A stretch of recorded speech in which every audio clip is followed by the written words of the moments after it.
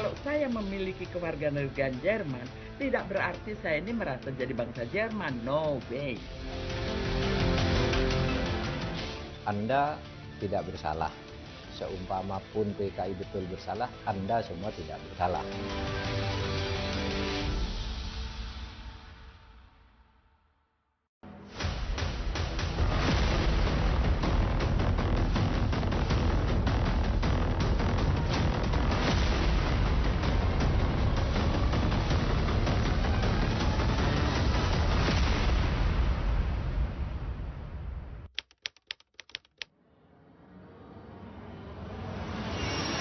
Proklamasi.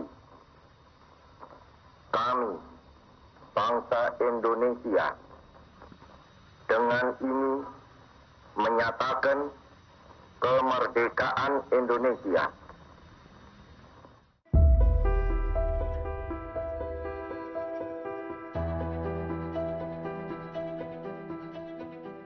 Setelah Indonesia merdeka, Presiden pertama Soekarno membenahi kondisi ekonomi dan politik Indonesia melalui berbagai gebrakan. Salah satunya adalah program berdikari atau berdiri di atas kaki sendiri.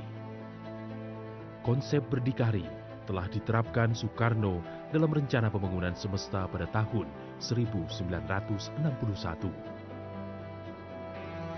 Soekarno kembali mempertegas konsep berdikari sebagai bagian dari konsep Trisakti pada pidato kenegaraan 17 Agustus 1965. Dulu banyak sekali program dari pemerintah Indonesia untuk mensukseskan program Soekarno tentang berdikari. Soekarno itu ingin mendirikan sebuah negara dan membangun bangsa Indonesia itu dengan konsep berdikari, berdiri di atas kaki sendiri, karena menyadari tentang potensi sumber daya alam Indonesia yang sangat kaya itu perlu diolah. Sehingga Soekarno sangat gencar mendorong pemuda-pemuda mahasiswa Indonesia untuk belajar ke luar negeri, menguasai berbagai ilmu pengetahuan dan teknologi. Diharapkan setelah mereka kembali itu nanti akan membangun negaranya sendiri, akan menjadi tulang punggung bagi pelaksana pembangunan di Indonesia pada masa itu. Saat itu, negara-negara Blok Timur gencar menawarkan program beasiswa pendidikan bagi mahasiswa Indonesia.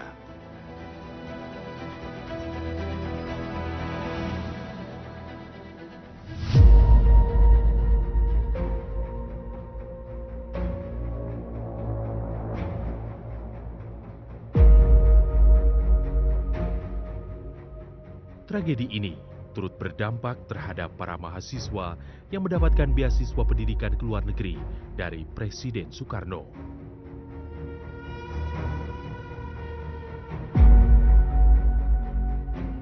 Para warga negara Indonesia yang berada di luar negeri dan tidak bisa kembali lagi ke Indonesia setelah tragedi 1965-1966 pecah. Inilah yang kemudian dikenal dengan istilah eksil 65.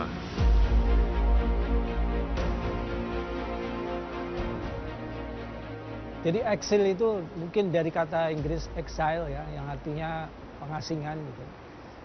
Kemudian di istilah populernya dalam bahasa Indonesia kemudian jadi eksil.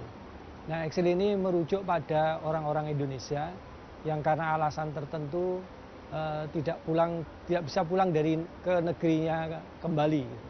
Di sana menjadi karena alasan politik, karena alasan diplomatik mereka tidak bisa kembali ke Indonesia.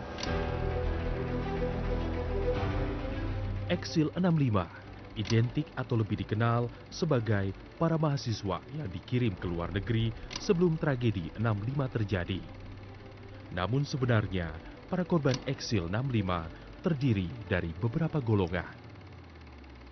Selain itu ada juga eksil yang mereka sebetulnya adalah para anggota diplomatik. Jadi entah itu dari duta besar atau diplomat-diplomat Indonesia yang ada di luar negeri, juga terutama yang dari negara-negara sosialis dan komunis seperti di Eropa Timur dan Rusia, juga Cina. Selain itu juga ada duta-duta atau delegasi-delegasi dari Indonesia. Ada yang dari parlemen, ada yang dari wakil organisasi kepemudaan dan sebagainya. Yang kemudian juga tidak bisa pulang, kemudian menjadi eksil di sana. Jadi tidak hanya mereka-mereka yang belajar ke luar negeri, tapi juga ada dari berbagai kategori itu. Nah, umumnya mereka ke luar negeri sebelum peristiwa tahun 1965 itu. Terutama yang menjadi tujuan utama pelarian itu adalah yang terbesar di Belanda, yang kedua yang Jerman, dan yang ketiga Prancis. Kalau orang-orang Belanda bisa menerima mereka umumnya karena mereka itu adalah orang-orang yang lahir sebelum kemerdekaan. Jadi sebelum tahun 45, otomatis mereka adalah warga negara Hindia Belanda. Nah, karena warga negaranya lah Hindia Belanda, maka dia bisa dijadikan warga negara Belanda dengan mudah.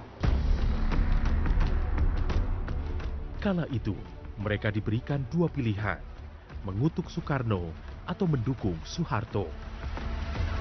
Umumnya mereka orang-orang yang tidak mau mensikapi peristiwa politik yang di Indonesia seperti yang diharapkan oleh rejim yang baru, Soeharto pada masa itu. Sehingga mereka dikategorikan sebagai orang-orang yang pro Orde Lama. Nah, Orde Lama itu dulu diidentikan dengan komunisme. Tidak semua orang yang dikirim ke luar negeri itu komunis. Tapi oleh rejim Soeharto memang dikomuniskan. Pada umumnya mereka adalah Soekarnois. Jadi Soekarnois itu adalah orang-orang yang percaya tentang pemikiran-pemikiran Soekarno.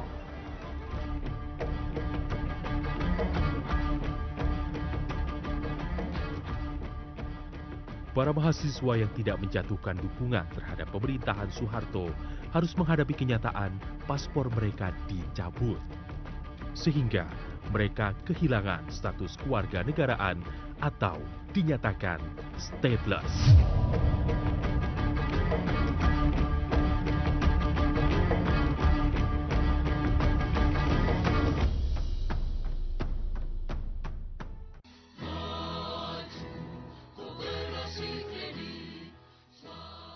KSP Kopdit Swastisari adalah koperasi primer tingkat nasional yang sudah berdiri sejak 1988.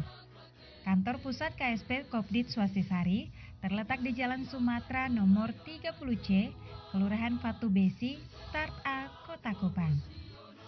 Ada 30 kantor cabang dan 82 kantor kas yang tersebar di Nusa Tenggara Timur, Bali, Jawa Timur, Kepulauan Riau, dan Kalimantan. Saat ini KSP Kopdit Swastisari sudah dilengkapi dengan 5 mesin ATM. Membangun ekonomi masyarakat melalui koperasi kredit Swastisari dan memberantas koperasi harian yang mencekik masyarakat. Kopdit Swastisari terdepan dan terpercaya. KSP Kopdit Swastisari memiliki lebih dari 250.000 anggota dengan total aset mencapai lebih dari 1 triliun rupiah. Membantu usaha produktif anggota khususnya di sektor real menjadi sasaran jangka panjang Kopdit Swastisari. Untuk keanggotaan dan informasi lain hubungi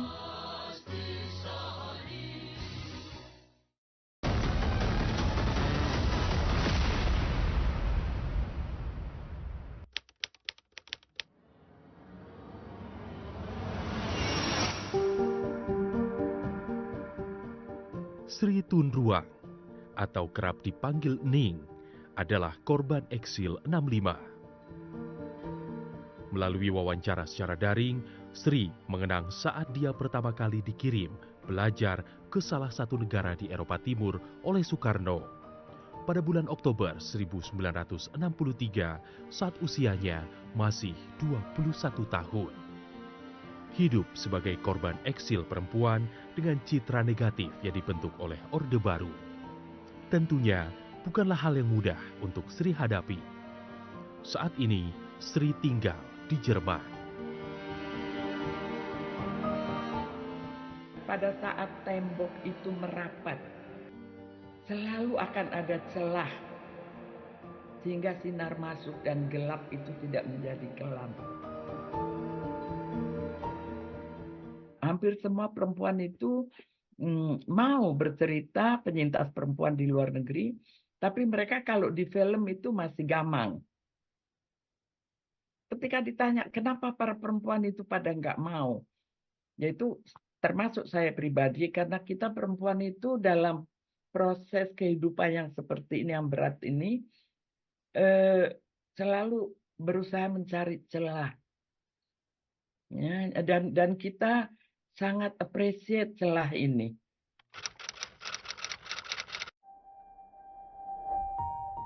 Jadi sebetulnya itu bukan 2 tawaran, Dek.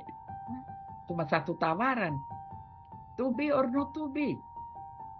You get it or you get it not. Ya. Jadi atau Anda mengutuk Bung Karno untuk itu, jadi atau Anda menerima Soeharto dan mengutuk Bung Karno, atau Anda setia kepada Bung Karno. Cuma itu pilihannya toh. Dan kalau ditanya, saya sering ditanya, bahkan bulan lalu ada teman Indonesia ketemu di Amsterdam tanya, apa yang di kepala tante waktu itu? Kenapa tante gitu? Lo ya Pietro, saya itu ini yang tadi saya tanda tangan kontrak sama pemerintah Indonesia yang waktu itu dipimpin oleh Bung Karno. Bukan hanya pemerintahnya, tapi saya setia kepada ajarannya. Jadi pada saat diberikan pilihan untuk berkhianat, untuk menolak Bung Karno, oh my God, kita masih muda, Dek. Akibatnya itu tadi, ya, akibat kami melakukan pilihan yang berbeda, perbedaan itu terasa sampai ke tulang sumsum, ya, sampai akhirnya kedutaan memberikan tawaran, kalau tidak mau tanda tangan itu mengutuk itu, paspornya tidak diperpanjang. Ya, paspornya tidak diperpanjang dan mohon maaf ya, kalau di luar negeri itu nggak punya paspor itu kayak orang nggak punya rumah, nggak punya identitas.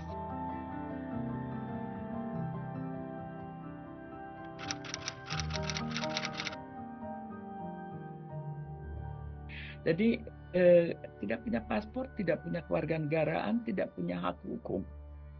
Ya, melalui berbagai cara, melalui berbagai kemungkinan yang ada, hak hukum ini bisa ditoleransi. Artinya kalau saya tinggal di Jerman, pemerintah Jerman mentoleransi, memberikan peluang walaupun kamu tidak punya kewarganegaraan, stateless, kita terima kamu hidup di sini sebagai stateless person. Nah, kalau stateless person tuh kita tuh nggak punya hak pilih, ya, nggak punya hak pilih, hak dipilih, praktis tidak punya hak politik. Kami beruntung Jerman memberi keleluasaan kepada orang-orang yang diakui sebagai stateless itu. Jadi secara ekonomi untuk hidup kita bisa hidup, ya, artinya saya bisa kuliah, lagi deh. Ini yang juga menentukan perjalanan hidup. Saya kuliah lagi di Aachen.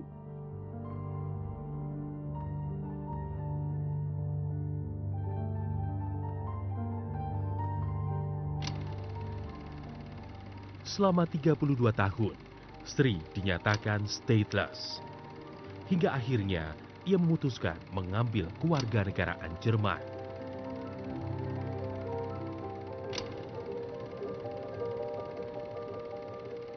Perjuangan serupa juga dirasakan oleh korban eksil perempuan Aminah Idris. Aminah kehilangan status sebagai warga negara Indonesia saat ia menempuh pendidikan di Bulgaria saat tragedi 1965 pecah. Saat ini, Aminah bermukim di Belanda.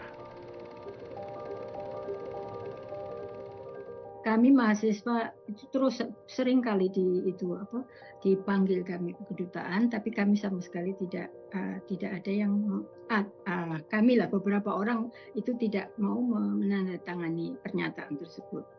Itu antara lain juga pernyataan itu mendukung Soeharto. Disuruh menandatangani itu sementara itu juga kami diminta paspornya dengan alasan mau diganti paspor baru begitu. Karena pemerintah baru paspornya akan diganti. Jadi ketika diambil paspornya kami mendapat satu surat sebagai pengganti paspor. Ini suratnya. Berlaku laksana paspor. Ya, ini surat laksana paspor yang berlaku 3 bulan. Kami tidak bisa kemana-mana tanpa paspor ini.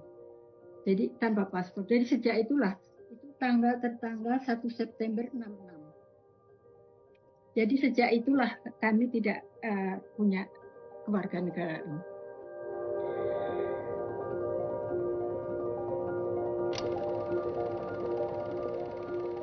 Sri Tun Ruang dan Aminah Idris hanyalah 2 suara dari ratusan korban eksil 65 yang hingga saat ini berada di luar negeri. Banyak kisah dan harapan dari para korban eksil 65 yang selama ini terpendam.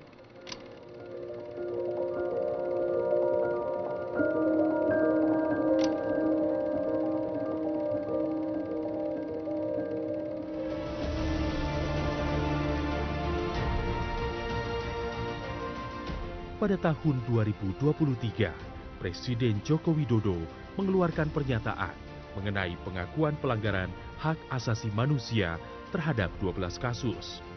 Salah satu di antaranya adalah kasus 1965-1966. Hal ini membawa secercah harapan bagi para korban eksil 65.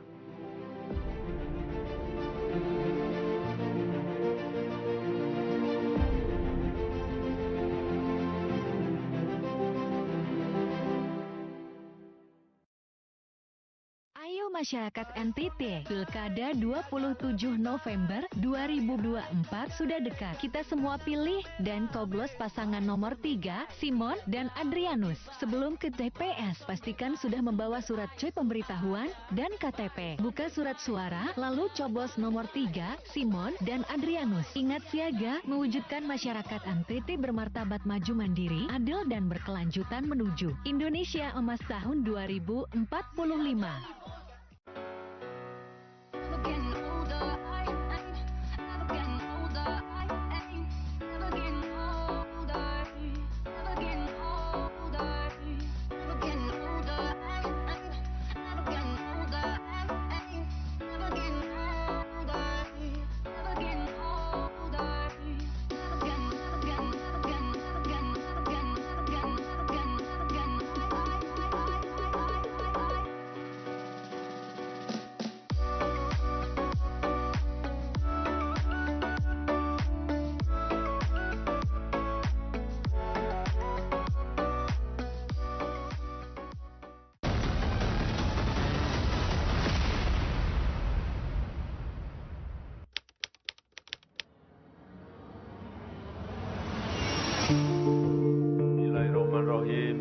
Pada sidang tahunan MPR 16 Agustus 2022, Presiden Joko Widodo mengatakan telah menandatangani keputusan Presiden atau Kepres nomor 17 tahun 2022 mengenai pembentukan Tim Penyelesaian Non-Yudisial Pelanggaran Hak Asasi Manusia atau PPHAM yang berat di masa lalu.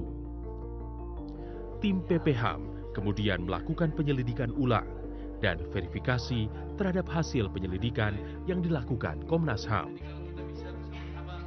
Dari sejumlah kasus-kasus yang sudah diselidiki oleh Komnas HAM dan diserahkan kepada Kejaksaan Agung untuk disidik dan diadili melalui pengadilan, itu sebagian besar tidak bisa dilakukan atau belum bisa dilakukan. Jadi mekanisme non-judicial melalui TPPHAM yang kemudian menjadi PKPHAM ini kami pandang pada saat itu merupakan pintu masuk yang penting untuk melanjutkan menyelesaikan persoalan-persoalan hak asasi manusia di Indonesia.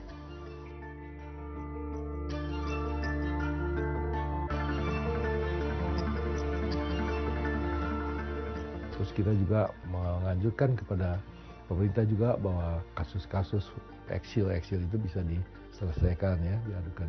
Jadi hampir semua itu kita buat yang jumlahnya itu ada 11 ya rekomendasi kita itu ya. Nah itu kita kepada Bapak Presiden kita sampaikan ya. Nah makanya kita dipanggil oleh Bapak Presiden pada tanggal 11 Januari ya. Nah kemudian kita disuruh mendengar kepada apa statement Bapak Presiden di depan media massa itu mengenai hal itu. Pada Januari 2023, tim PPHAM menyerahkan laporan penyelidikan kepada Presiden Joko Widodo. Hasil laporan inilah yang menjadi dasar Presiden Joko Widodo mengakui adanya 12 kasus pelanggaran HAM berat di masa lalu.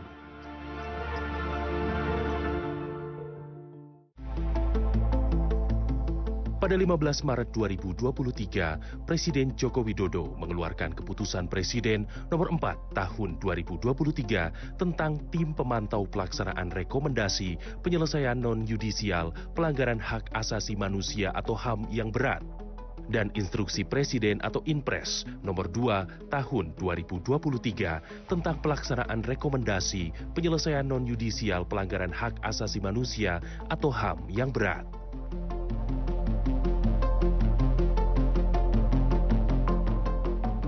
Pada 28 Agustus 2023, Menteri Koordinator Polhukam Mahfud MD dan Menteri Hukum dan HAM Yasona Lauli bertemu dengan para korban eksil 65 dan keluarga di Praha, Republik Ceko, dan Amsterdam, Belanda. Salah satu upaya pemerintah memulihkan hak-hak mereka adalah memberi kemudahan layanan imigrasi, yakni visa multiple entry. Mereka dapat bebas pulang ke Indonesia.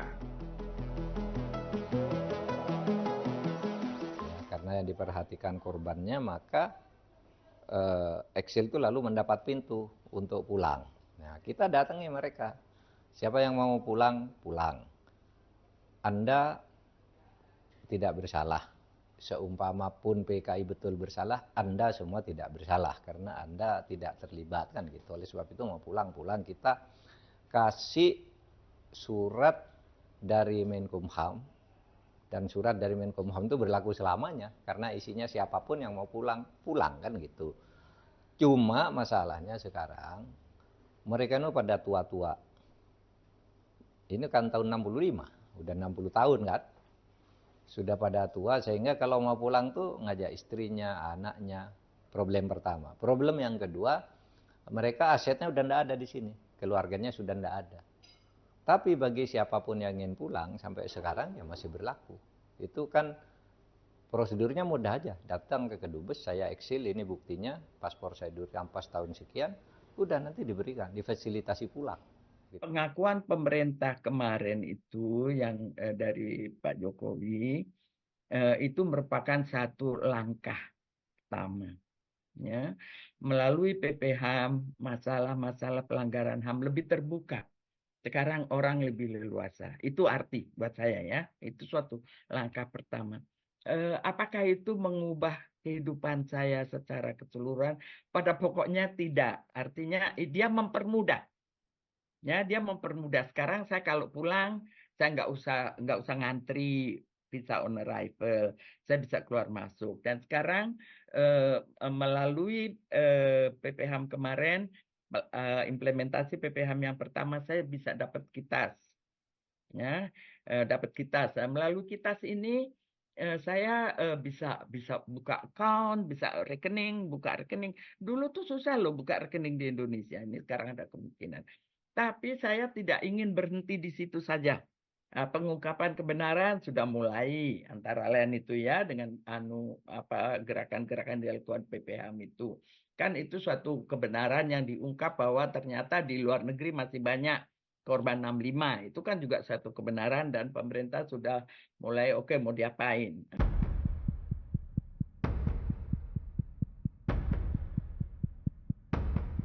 Tetapi tentu saja ada juga variasi-variasi harapan. Ya. Ada yang pemulihan nama baik itu juga harus disertai dengan pengungkapan kebenaran terhadap peristiwa 65. Ya. Ini agak sulit dalam arti kita mengetahui peristiwa 65 sendiri adalah satu peristiwa pelanggaran hak asasi manusia yang dimensi politiknya sangat kuat dan sensitivitasnya sangat tinggi. Dan itu terjadi dalam skala nasional. Tapi ada harapan bahwa ada pelurusan terhadap sejarah peristiwa 65 itu. Nah, variasi harapan lainnya adalah harapan untuk pemulihan material. Karena sebagian dari mereka, ketika mereka menjadi eksil, di Indonesia itu mereka memiliki harta kekayaan. Apakah itu rumah, tanah, ataupun materi lainnya yang tidak bisa mereka peroleh kembali.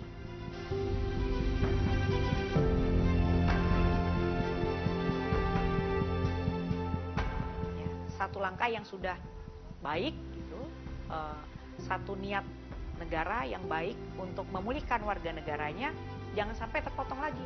Karena menemukan momentum korban mau bercakap tentang itu dengan negara itu kan nggak gampang.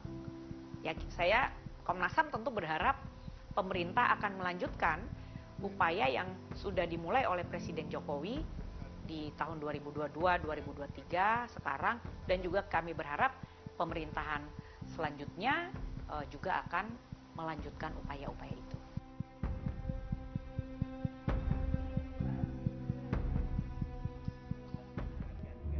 Kalau saya memiliki kewarganegaraan Jerman, tidak berarti saya ini merasa jadi bangsa Jerman. No way.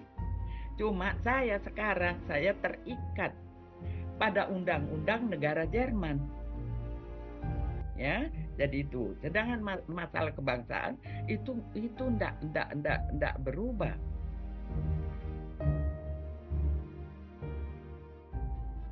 Bawalah badanmu keliling dunia. Tetapi tujukanlah jiwamu tetap kepada Tuhan dan Indonesia.